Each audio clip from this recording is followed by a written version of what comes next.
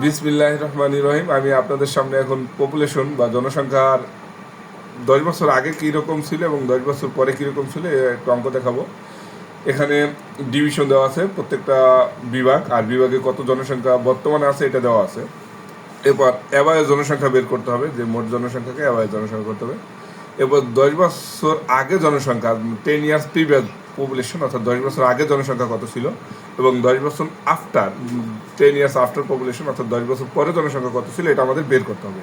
এটার জন্য আমাদের দুইটা নোট দেওয়া ছিল, যে 10 বছর আগে যে জনসংখ্যা ছিল সেটা কি বর্তমান জনসংখ্যা থেকে 12% কম, অর্থাৎ বর্তমানে যে জনসংখ্যা আছে তার থেকে 12% কম জনসংখ্যা ছিল। আর 10 বছর পরে জনসংখ্যা হবে বর্তমান যে জনসংখ্যা আছে তার থেকে 15% বেশি জনসংখ্যা হবে। তাহলে আমরা অঙ্কটা প্রথমে কি করব, এভারেজে যাব, সমান এভারেজ এর ফর্মুলাটা আনবো। দেখেন এই যে এভারেজ চলে আসছে, এভারেজের ফর্মুলাটা নিলাম, এভারেজ চাপলাম। এরপর একদম শুরু থেকে শেষ পর্যন্ত এটা কি আমরা ব্র্যাকেট দিয়ে শেষ করব, এবার ইন্টার চাপবো। তাহলে দেখেন আমাদের এভারেজ জনসংখ্যাটা চলে আসে। এটাকে আমরা একটু কাজ করব, যেহেতু একটা না, এটা সবগুলো এভারেজ, এই জন্য আমরা কি মার্চ করে দিলাম, এটা এখানে মাঝে চলে আসলাম। এরপরে 10 বছর আগে জনসংখ্যা কীরকম ছিল, আচ্ছা, সমান বর্তমান জনসংখ্যা যা তার থেকে কি কম ছিল, তাহলে কি মাইনাস হবে কত, বর্তমান জনসংখ্যার 12% গুণ 12%।